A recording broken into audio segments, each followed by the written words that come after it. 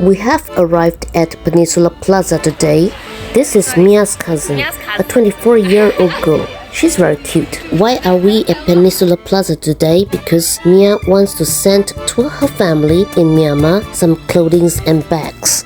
I would like to send to her family some medicines such as Panadols, flu pills, coughing syrup, and vitamin C. Myanmar is a country that lacks resources, so medication in Myanmar is very expensive. Mia said her mother loves coffee very much, so she's sending to her mother Old Town coffee. We use a weighing machine to weigh the parcel, and the weight is about 30 kg.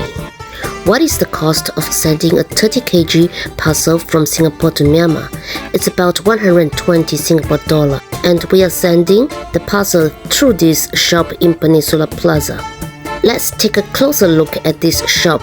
This is a shop that specializes in sending parcels from Singapore back to Myanmar. Mode of transport is either by sea, by air, or by road.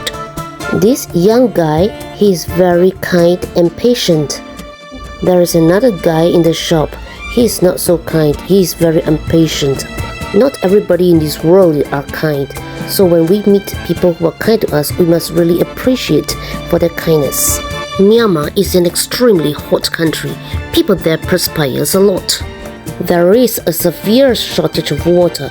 We don't get the water from the tap easily. If they need the water, they need to collect the water from the well.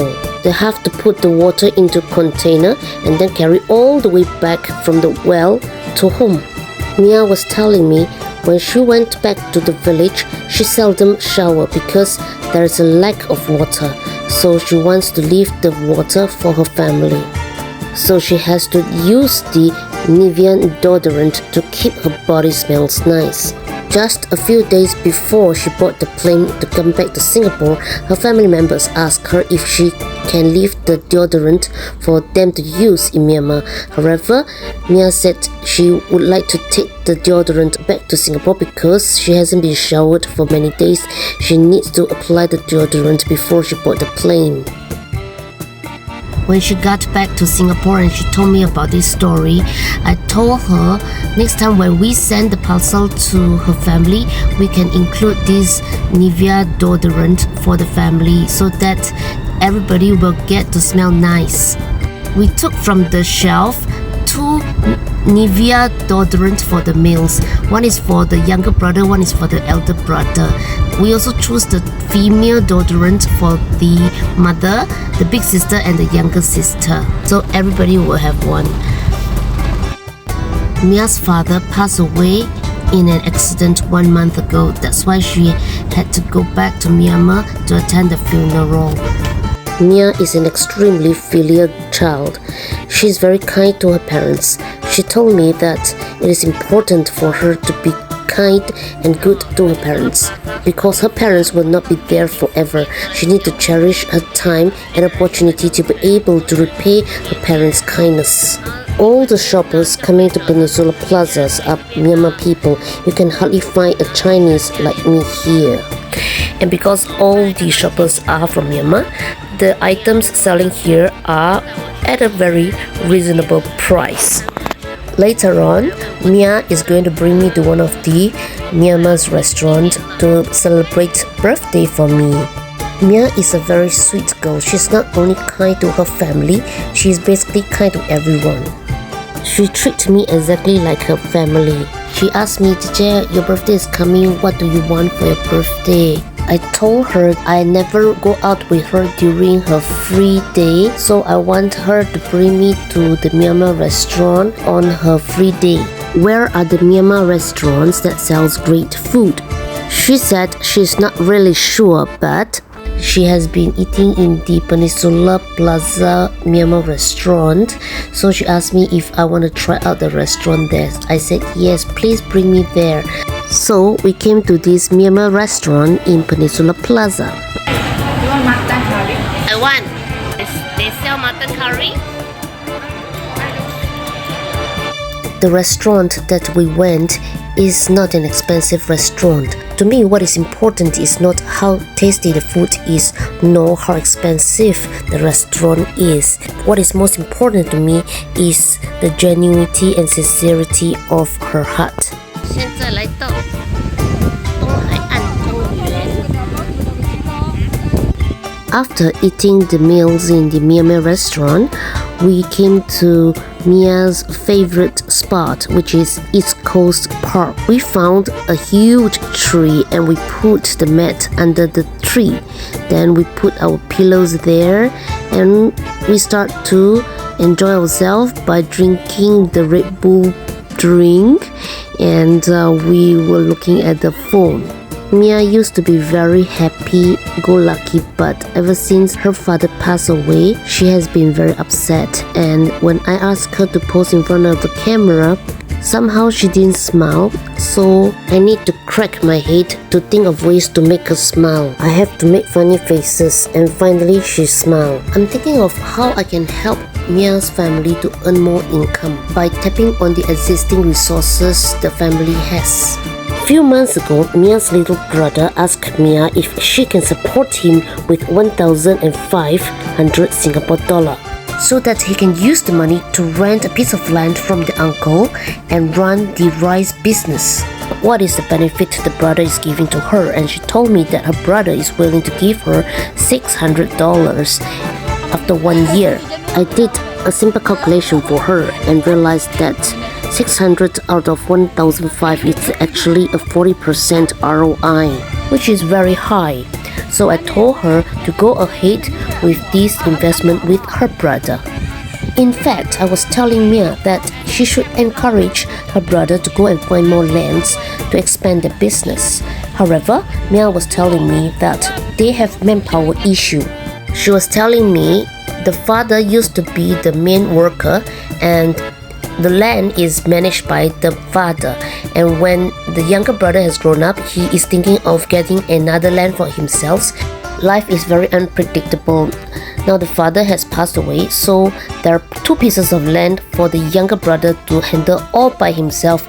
I remember Mia told me once that it costs only $4 per day to hire a worker to work for them. So I asked her why not ask the brother to go and hire permanently worker to help them to work. So if 1 day is $4, 30 days is $120. You can just pay $120 to hire a worker to help you to mend the farm so that you can free yourself up and look for opportunities elsewhere. I want Mia to understand that it is important to be able to scale up your business. In the past, the father used to focus on one piece of land. Now, I want her to think of ways to expand the land to multiple pieces of land. Mia's brother needs to think of how to make use of Mia's capital and use the money to borrow other people's time. In order to increase the income, you need to increase your supply by asking the brother to go and look for more lands to cultivate more paddy fields and more rice. They will then increase their income. Next is to increase the sales of the rice. In the past, they have been selling the rice directly to the rice wholesaler, but the price given by the wholesaler is not very good. So I advise them to think of ways to sell the rice directly to the end user. So who can be the end user? Everybody can be the end user because rice is a product which everybody will consume. So the first target that you can think of is actually your friends and relatives.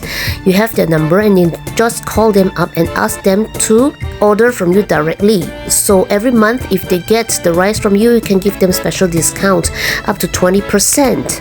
And if your relatives and friends are able to get you more customers, you can give them an additional 10% discount upon the next purchase. Next, you can think of putting your rice to be sold at the various small little provision shop. The advantage of this strategy is that you do not need to pay the rent if you cannot sell the rice. But if a sales is made, the shop owner can just take a 20% commission from the sales. If you are able to diversify and put your rice in many little shops nearby your village, it will definitely increase your chance of sales. Now ask yourself which one will earn you more money. Is it number one, to spend your time in the farm to go and cultivate all the rice by yourself? Or number two, talk to the different shops owners and ask them to let you put their rice in their shops to sell, and talk to your potential customers to buy from you. Which one will earn you more money? Given the same amount of time, what a person can do with this same amount of time, how much this person can earn, is basically decided by what kind of job you are doing. If you are doing the farming job, of course you are earning very minimum. But if you are doing these sales jobs, you talk to people who have the potential to buy products from you. You just need to spend more time to brush up your communication skill, and that is where the big money is coming from. And of course, the last strategy is to ask the mother to sit in front of the shop, right in front of their own residential house, and sell the rice. She can sell directly to her neighbors. She can ask the mother to man the shop for them, and during her free time she can do the packing. So everything is going to be easy for them. It's better for her mother to spend the time in the shop rather than to help in the farm, because her mother is getting older. In the long run, she has to think of ways to help her mother to lighten her work, not to work in the farm anymore, but to get her something to do in the shop for her to pass her time. Then Mia asked me one question. She said, if we increase our sales but we do not have enough rice to sell, how?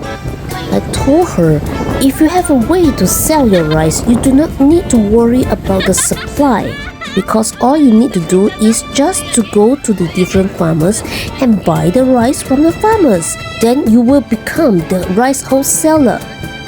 If you want to scale up your business further, once you become a rice wholesaler, you can think of ways to increase your sales by going all the way to the city and sell your rice to the various shops in other villages and even in the cities. This is exactly how a small family business can grow into an enterprise. Well, what I've shared with Mia is just the rice business, but this is not just pertaining to rice business. It can be applied to any industry. As long as the country is still developing, like Myanmar, it's very easy to do business there. The only problem with Myanmar now is that it's very politically unstable. Just yesterday, Mia was telling me that her brothers had received a letter from the government saying that he needs to serve in the army. So if really the brother goes to serve in the army, then who is going to take care of the farm? Myanmar is not like Singapore. Everything in Myanmar is so unpredictable. Today you can be very rich, but tomorrow, if there is political unrest, like what is happening now, everything can be ruined. So we have to be very careful when we are investing our money in countries such as Myanmar, where the country is under military control. There are quite a number of countries in Asia that are under military control. One of them is Myanmar, of course. Another one is Thailand, Indonesia, Vietnam, Philippines. All these countries, if we are investing our money there, we need to be extra careful as well. Let's take a step back to look at all these countries.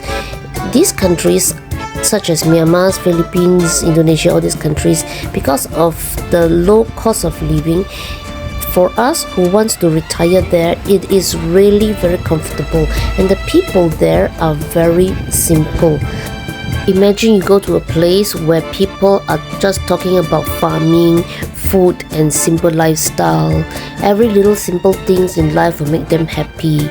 You know, in Singapore, when we go to the restaurant, we need to spend about $50 at least for a meal. But this $50, when you put on the table of a Myanmar family, it can last them for a week. With our saving, imagine some of us are going to Myanmar to retire. We are going to be little tycoon there, you know.